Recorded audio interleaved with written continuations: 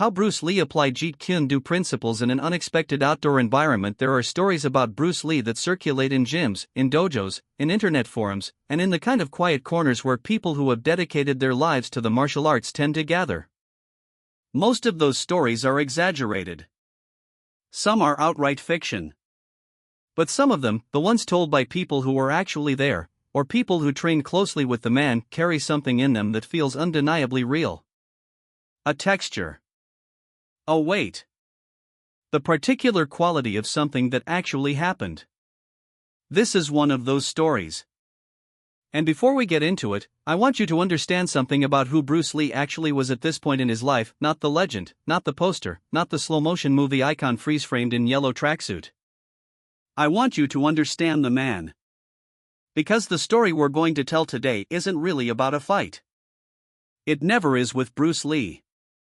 The story is about what Jeet Kune Do actually means when it's stripped of the studio lights and the choreography and the cinematic framing, and applied without warning, on an open stretch of California beach, against 5 men who had absolutely no idea what was about to happen to them.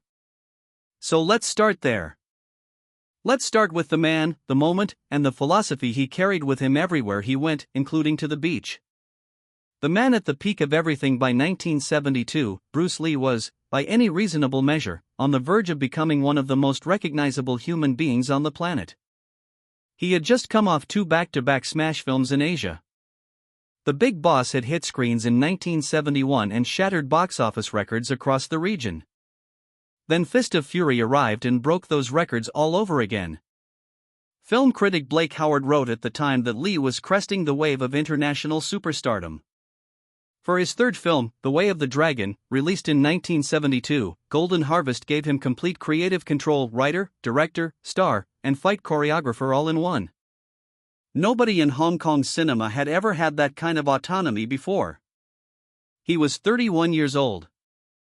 And yet, if you talk to the people closest to him, Dan Inosanto, his most trusted training partner and one of only 3 people he ever certified to teach his martial art, Chuck Norris, whom he had trained, Kareem Abdul-Jabbar, who was one of his students, they would all tell you something similar.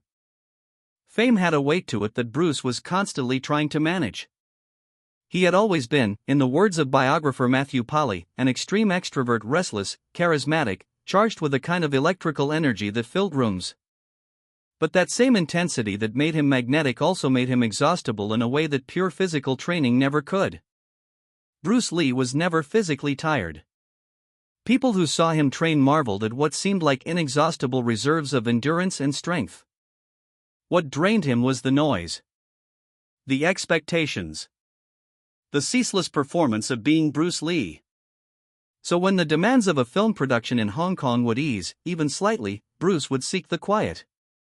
He had spots along the California coast, places that he kept deliberately unnamed, even to people he trusted, places where the Pacific would just stretch away from him, and the world of film sets and reporters and people who wanted to test whether the kung fu guy was real would temporarily cease to exist. One of those places was a long, isolated stretch of beach somewhere along the California coast. Cliffs on one side. Open ocean on the other. Soft sand. A breeze off the water. The kind of place where you could hear yourself think. Where the ocean didn't care who you were. On a day in the late spring of 1972, Bruce drove out there with a close friend and companion, windows down, no music, the sound of the wind and the road the only accompaniment. He was in one of his quiet moods. Not troubled, not angry. Just internal. Reflective. The kind of quiet that accumulates when you spend too long performing and not enough time just being. When they got to the beach, he stood at the water's edge for a full minute, eyes closed. And then witnesses to this said it was one of the most distinctive things about the man: his shoulders dropped. Just slightly. You could see the weight leave him. This was his reset. The ocean was one of the few places in the world where Bruce Lee could genuinely stop being Bruce Lee. They walked for a while. They talked about philosophy, about life, about training. Bruce had been working on an idea that he returned to often in those years, something he called being like water, the principle that would eventually become perhaps the most famous expression of his entire philosophy. He said that most people try to force their way through life like a stone. hard, rigid, immovable. And life just grinds them down. But water, he said, doesn't fight what it encounters. Water flows. It finds the path of least resistance. It moves around obstacles rather than into them. And yet, over time, water shapes mountains. Over time, water wins. He sat down in the sand near some rocks. Leaned back. Closed his eyes again. And that's when the surfers appeared. The philosophy that preceded everything. To understand what happened next on that beach, you have to understand what Jeet Kune Do actually was and wasn't. Bruce Lee coined the term in 1967, and from the beginning, he was deeply ambivalent about it. He needed a name to refer to what he was developing, but he was terrified that the name itself would become a cage. He had watched other martial arts systems fossilize around their names and their traditions, watched living, breathing approaches to combat become museum pieces, collections of frozen techniques practiced in perfect safety, bearing increasingly little resemblance to the messy, unpredictable, terrifying reality of an actual physical confrontation. He called this the classical mess. He called practitioners of rigid traditional styles patternized robots, people engaging in what he memorably described as dryland swimming, practicing moves that look like combat the way doggy paddling in a parking lot looks like swimming. Beautiful, precise, completely divorced from reality. Jeet Kune Do was his answer to all of that. And the answer wasn't a new set of frozen techniques. The answer was a philosophy. A way of thinking about combat and, by extension, about life that was specifically designed to resist becoming rigid. The name itself tells you. Jeet Kune Do translates roughly as the way of the intercepting fist. The interception is the key word. Not the blocking fist. Not the defensive fist. The intercepting fist, one that doesn't wait for an attack to land and then respond, but reads the attack as it forms and meets it before it can fully develop. The origin of this philosophy was rooted in both ancient Chinese wisdom and the specific, hard-earned lessons of Bruce Lee's own experience. He had grown up in Hong Kong, trained in Wing Chun under the legendary IP Man, and had fought street fights on the rooftops of Kowloon as a teenager, those semi-regulated Beimo matches that served as the proving ground for his generation of young martial artists. He came to the United States in 1959, opened schools in Seattle and then Oakland, and in late 1964 had a fateful private match with a kung fu practitioner named Wong Jackman. That fight changed everything. The exact details remain contested, accounts differ on how long it lasted, on who controlled what, on how cleanly it ended. But what nobody disputes is how Bruce Lee responded to it. He was dissatisfied with his own performance. Not because he lost, the fight's outcome is debated, but because he felt he had been too slow, too reliant on traditional Wing Chun patterns, too rigid when the situation demanded fluidity. In his own words, he felt that Wing Chun was not too practical in that moment of real, chaotic, unscripted combat.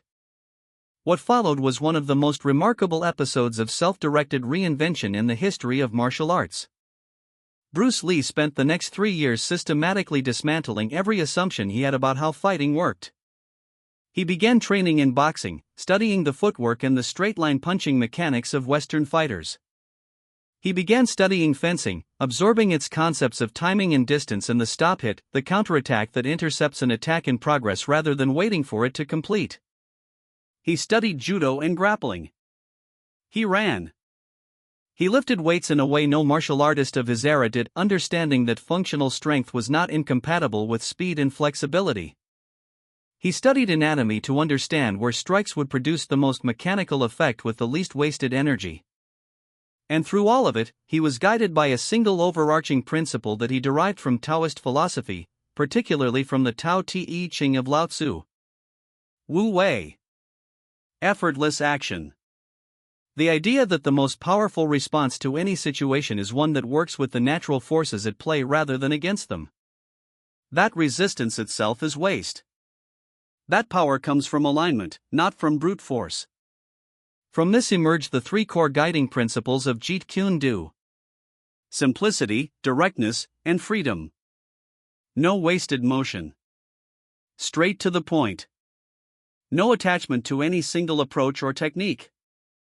The Chinese characters that surrounded the JKD symbol read: Using no way is way, having no limitation is limitation.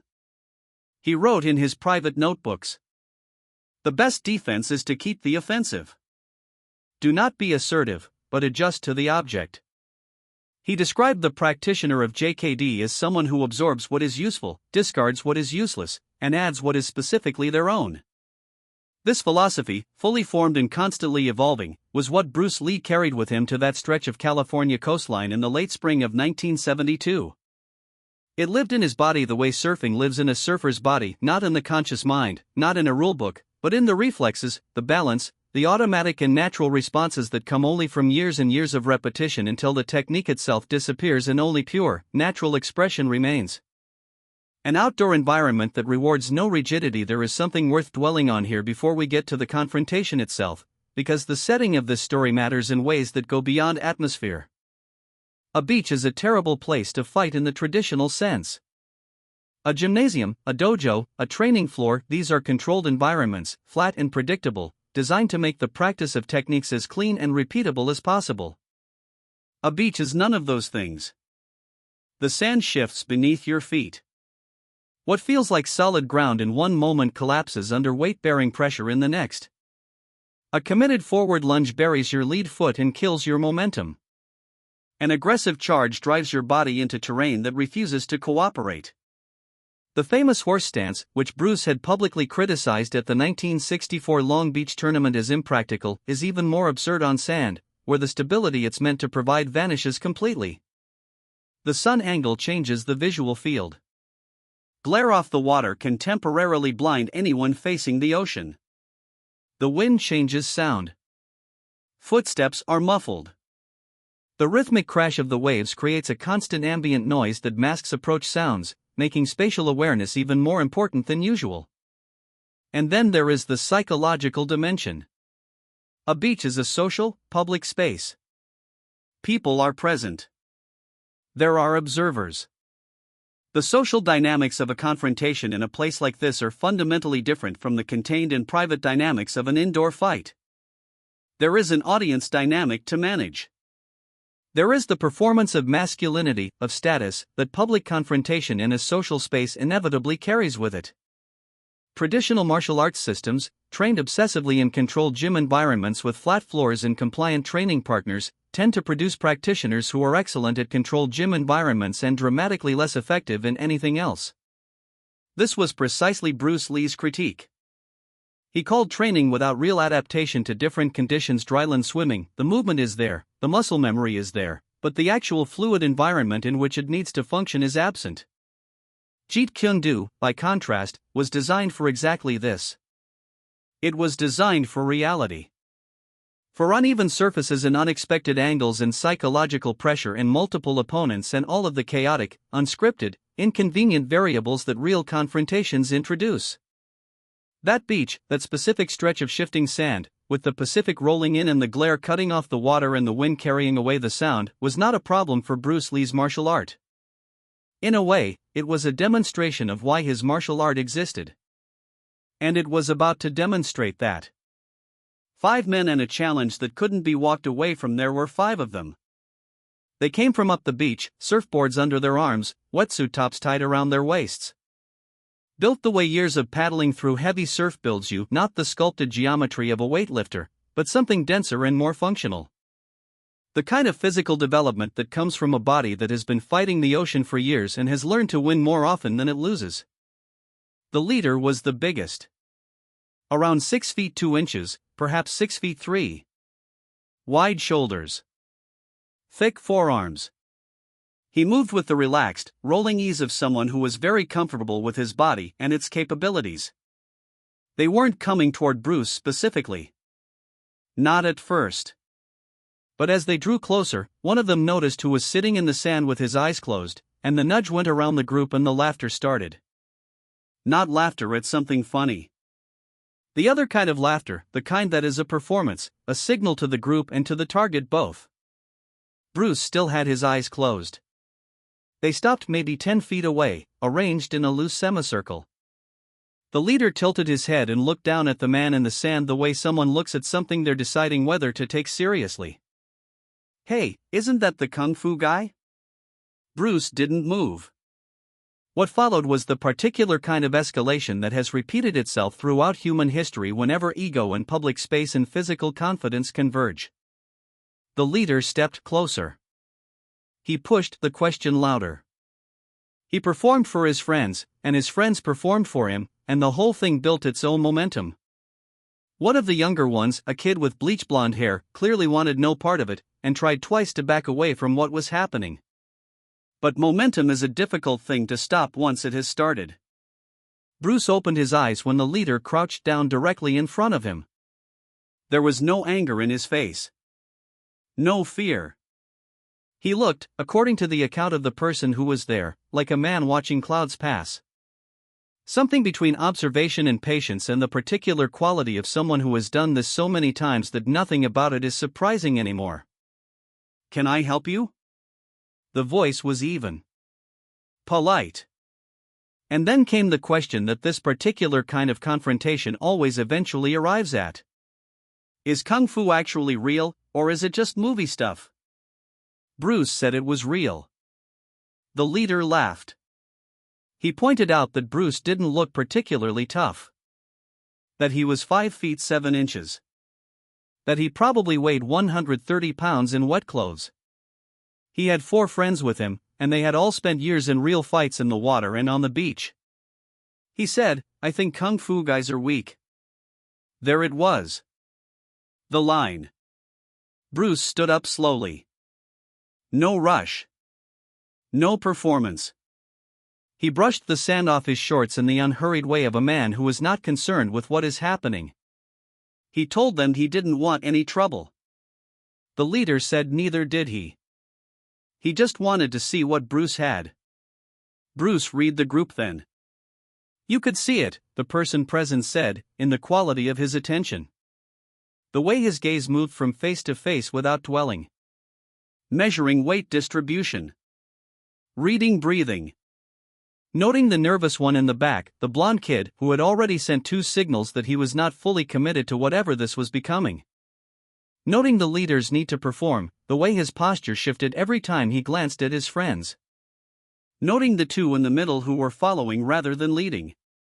Building a complete picture of what he was actually dealing with. He said, "Look. You're bigger than me, stronger than me, probably. You've got 4 friends with you. I'm just here trying to enjoy the beach. There's no reason for this." The leader called him scared. And Bruce made a decision. Not a decision driven by anger or ego or pride. A decision driven by the same clear-eyed calculus that governed every other decision he had ever made about physical confrontation. What was necessary? What was the minimum response that would end the situation safely, efficiently, and if at all possible, educationally? He said, "If I show you something, will you leave?" The leader said yes. "If it's any good." And then Bruce said something that, in retrospect, contains the entire philosophy he was about to demonstrate. He said, "Fighting isn't about who's bigger or stronger. It's about timing, distance, and understanding force.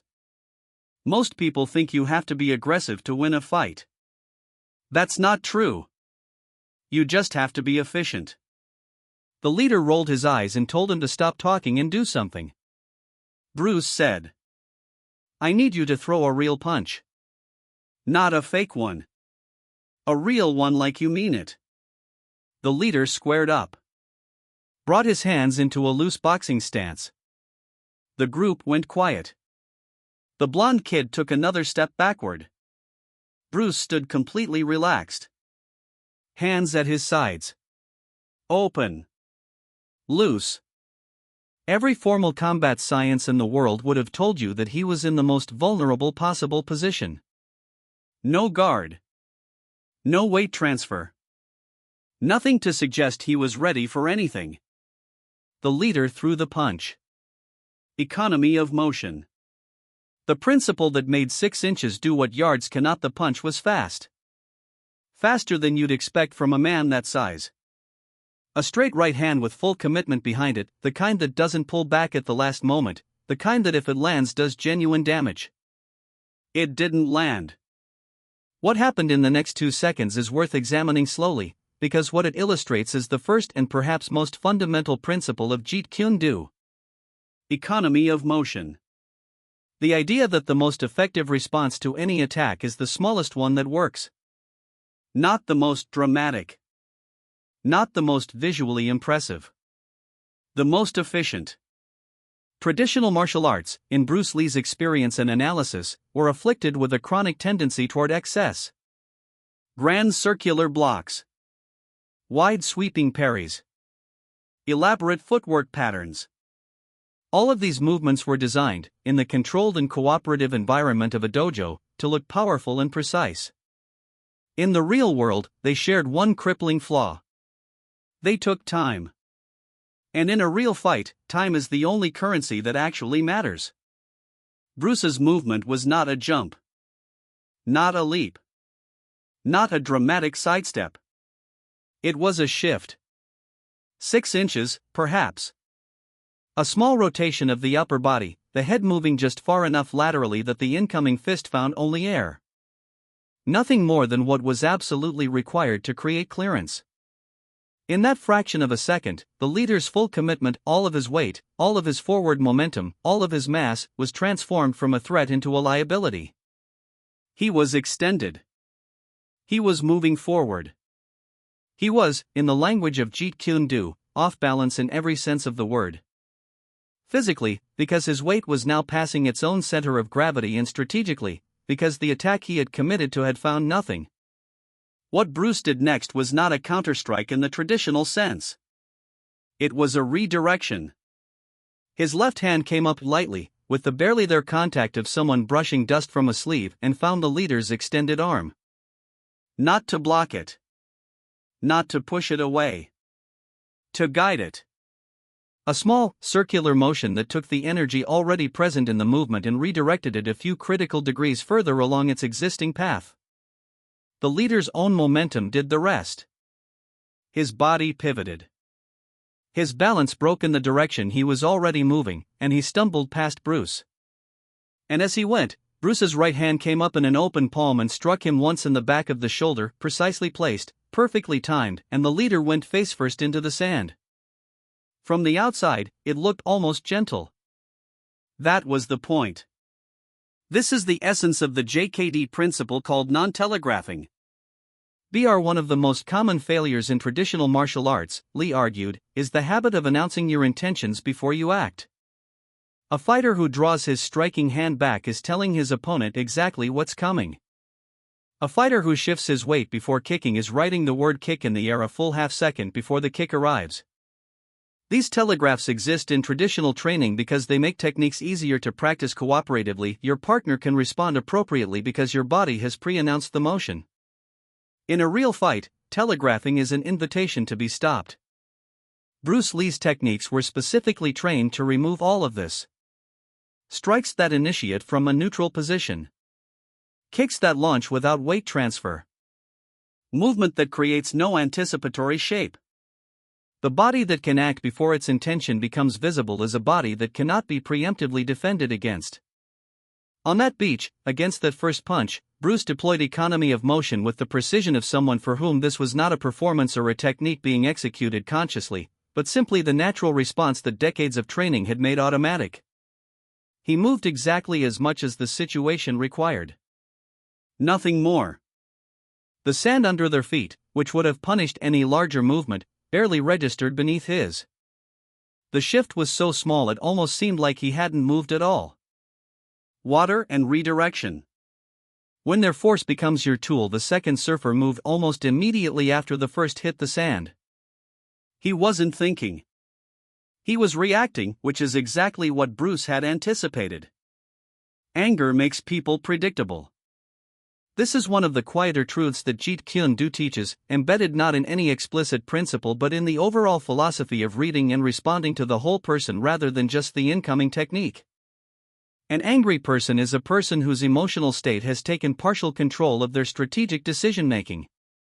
They are going to do the large, committed, emotionally satisfying thing, which is almost always also the thing most easily used against them. The second surfer swung a haymaker. Wide arc, coming from the side, the kind of punch that, if it connects, produces a genuinely spectacular result. The kind that ends street fights. Bruce ducked under it. Not dramatically. Just low enough, quick enough, and in the right direction. As the arm swept over his head, Bruce moved inside the arc, into the space that the punch had just opened up, into the range where a man who has just extended a big swing is at his most vulnerable, and he drove his shoulder into the other man's ribs. Not a punch. A shoulder check. The kind of technique that requires no wind-up, no telegraph, nothing that could have been read in advance. Just the controlled mass of a body moving with explosive speed in a direction the other person had no reason to expect. The second surfer went backward into the sand. What Bruce was deploying here, across both of these early exchanges, is the JKD principle that most directly echoes his water metaphor. The principle that water doesn't fight the container. Water doesn't push back against the force being applied to it.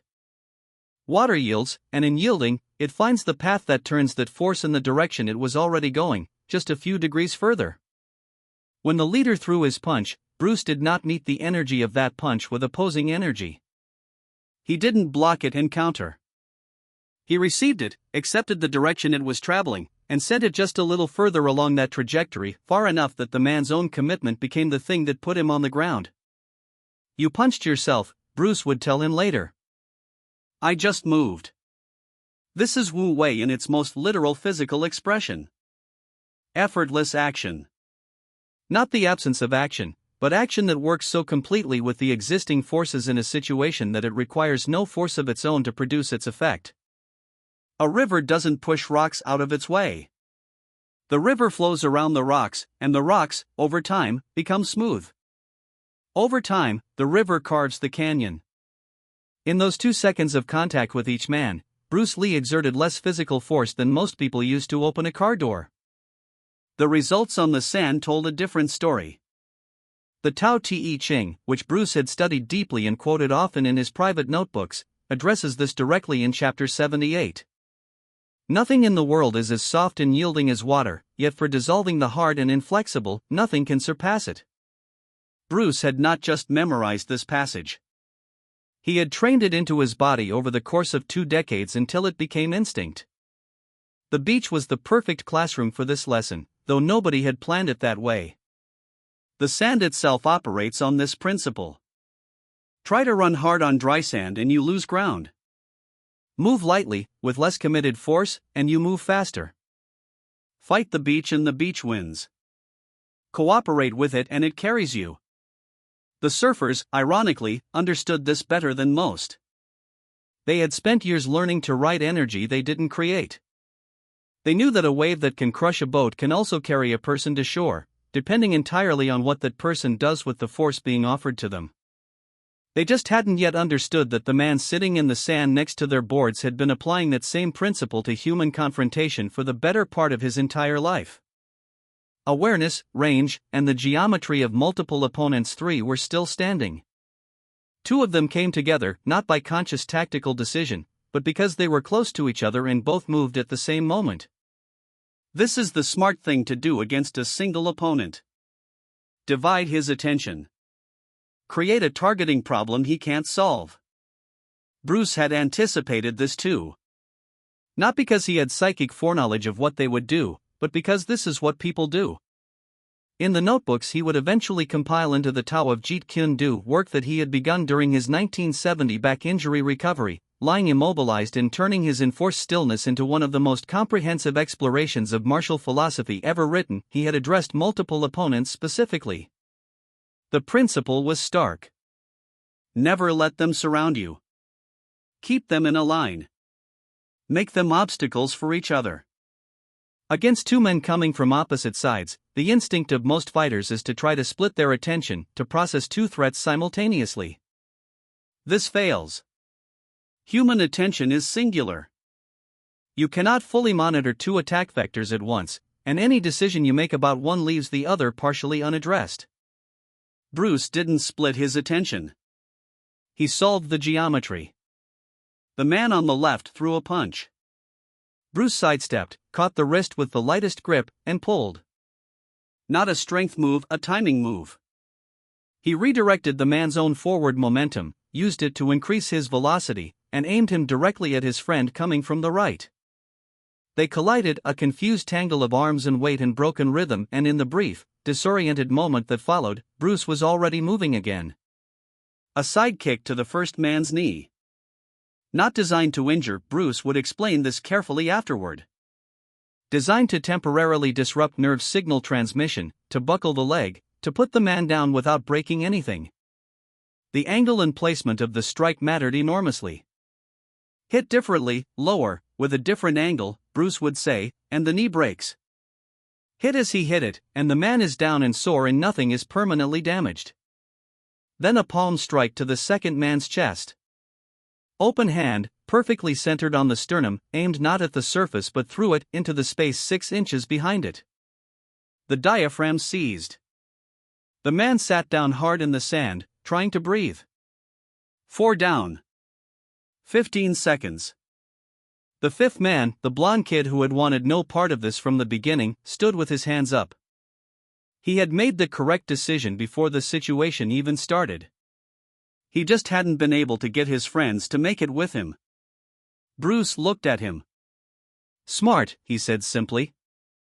What JKD had done in those seconds was something that conventional martial arts training, designed for the mat and the controlled environment and the cooperative partner, struggles to replicate.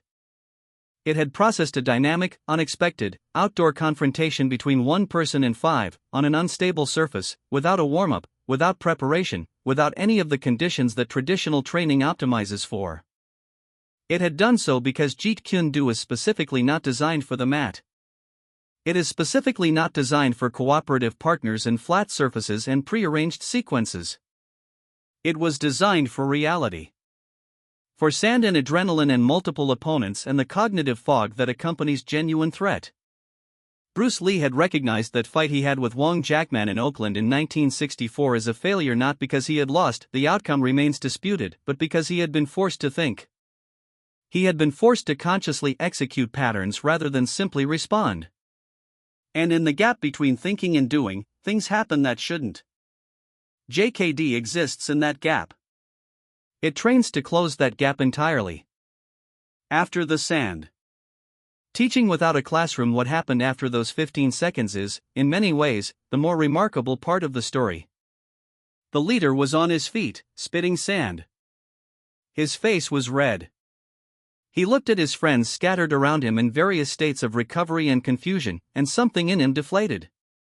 Not dramatically, the way a tire deflates, slowly, the shape changing before the change is fully visible. He asked Bruce what he had done. And Bruce answered him. Seriously. Completely. Without mockery or satisfaction or any of the performance that might have accompanied a different man in the same moment. He told him about force and redirection. He told him about timing and distance. He told him that the men hadn't been put on the ground by Bruce, they had been guided into putting themselves on the ground. That their own commitment, their own energy, their own mass had done the work. He had only removed himself from the path of that energy and nudged it in the direction it was already traveling. Then he did something that the witnesses to this scene found genuinely astonishing. He walked over to where the surfboards had been dropped during the confrontation. He picked up the leader's board, a 7 feet 6 inches pintail, custom shaped, and he examined it with genuine interest. He ran his hand along the rail. He talked about the rocker angle and its suitability for the waves at this particular spot. And then he said, "You know how to read waves. I watched you earlier. You know how to position yourself. You know how to wait for the right moment and then commit to it without reservation." The leader stood there, still processing, and said yes. Bruce handed him the board and said, "That's exactly what I was doing just now. You read the wave and write it. You don't fight it. I read what you were about to do, and I used it. Surfing and fighting aren't the same thing, but they run on the same principle. You don't fight the wave. You ride it." The blonde kid sat down in the sand. He shook his head slowly. He said that was actually really cool. And then Bruce sat down with them. Right there in the sand, this unlikely circle of men, 5 minutes removed from a confrontation that should have ended very differently. He answered their questions. He talked about fear, how he experienced it before every confrontation, how being skilled doesn't make you stop being human, how fear is information rather than a failure, how the question is never whether you feel it but what you do with it. He talked about the difference between fighting and martial arts, how fighting is about dominating someone else, and martial arts, at its highest expression, is about the control of the self. He talked about what it means to master something. Not the accumulation of techniques, but the point at which the technique disappears and only natural expression remains, the way a surfer in the tube isn't thinking about body mechanics anymore. They're just surfing. The leader, who had come to this beach to prove that kung fu guys were weak, asked Bruce why he hadn't simply hurt them. He had clearly been able to. Why hadn't he? Bruce was quiet for a moment. Then he said, "You weren't trying to hurt me." "Not really." "You were trying to prove something, maybe to yourselves, maybe to each other." "Hurting you wouldn't have taught you anything. It would have just made you angry or scared or resentful." He picked up a handful of sand and let it run through his fingers. He said, "The goal was to end the situation as quickly and safely as possible for all of us. Not to win. Winning and ending are not the same thing. This distinction between winning and ending is one that Jeet Kune Do contains explicitly, though not always in language this direct." The Tao of Jeet Kune Do, compiled from Bruce's notebooks and published 2 years after his death in 1973, returns again and again to the question of purpose. What are you trying to accomplish? Not in the abstract sense, but in the immediate, present sense. In this specific moment, against this specific situation, what outcome do you actually need? A fighter who answers that question with "I need to prove I'm the best" is going to fight differently, and often worse, than a fighter who answers "I need to end this situation." The first answer introduces ego into the equation. Ego is a constraint. Ego limits options, because some options are inconsistent with the performance of dominance. When you remove ego from the equation, the field of possible responses expands dramatically. What the beach taught that a dojo cannot. There is a reason Bruce Lee spent much of the last years of his life trying to shut down his own martial arts schools. By 1972, he was deeply troubled by the idea that Jeet Kune Do might calcify into the very thing it was designed to oppose. He told Dan Inosanto that JKD in 1968 would be different in 1969, and JKD in 1969 would be different in 1970. He said this not as a criticism but as a definition. An art that stops changing has already died. It just hasn't noticed yet. He worried that students would mistake Bruce Lee's method for the way, and Bruce Lee's techniques for the truth. He told Inosanto and Taiki Kimura, his 2 most trusted certified instructors, to dismantle the schools entirely when he left. His concern was not with the art itself. It was with the human tendency to turn living philosophy into dead doctrine. What happened on that California beach in the spring of 1972 was precisely what Bruce Lee believed martial arts was supposed to do when it was genuinely alive. It met the real world on its own terms and responded appropriately. No mat. No rules. No cooperative partner. No flat, predictable surface. No warm-up. No knowledge in advance of how many people would be involved or how they would engage or what variables the terrain would introduce. No ability to choose the timing. And JKD worked. Not because Bruce Lee had trained specifically for beach confrontations, he hadn't. But because he had trained specifically for reality, whatever shape that reality might take. He had trained to read situations rather than execute responses. He had trained to see the energy already present in a situation and work with it rather than impose a predetermined template onto it. He had trained to ask what is necessary, not what am I trained to do, but what does this moment actually require? This is what water does.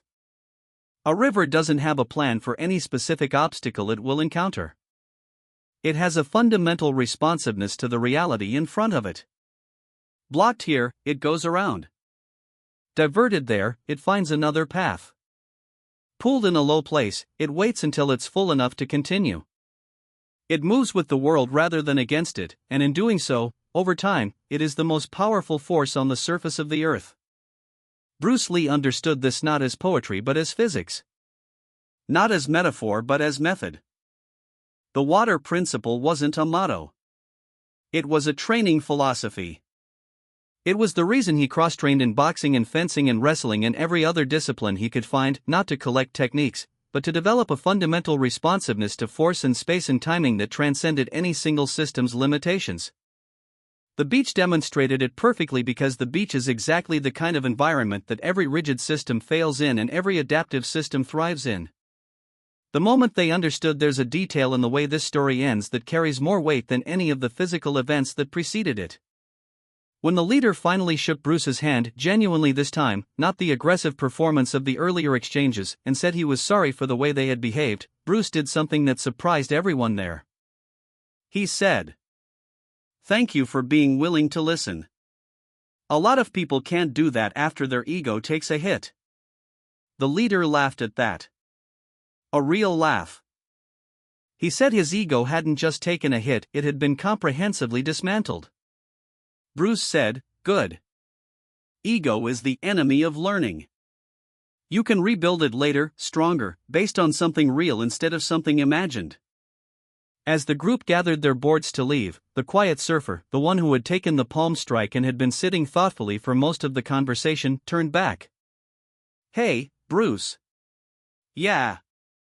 That thing you said about being like water. I think I get it now." Bruce smiled. "Good," he said. "Hold on to that." The surfers walked back down the beach, their silhouettes shrinking against the setting sun until they were just shapes at the edge of the light. The ocean kept rolling in, indifferent and continuous, the same rhythm it had been running since before any of them were born and would continue long after they were gone. Bruce sat back down in the sand and said something that the person with him never forgot. He said, "That's the sad part, really. Those guys came here looking for a fight because they thought that's what strength was. And our whole culture tells men that. Films, sports, everything. Aggression. Dominance. Proving you're tougher than someone else. But real strength isn't about dominating others. It's about controlling yourself. Knowing when to act and when not to. Having the power to hurt someone in choosing not to." He looked out at the water for a while. Then he said, "That's what separates a martial artist from a fighter.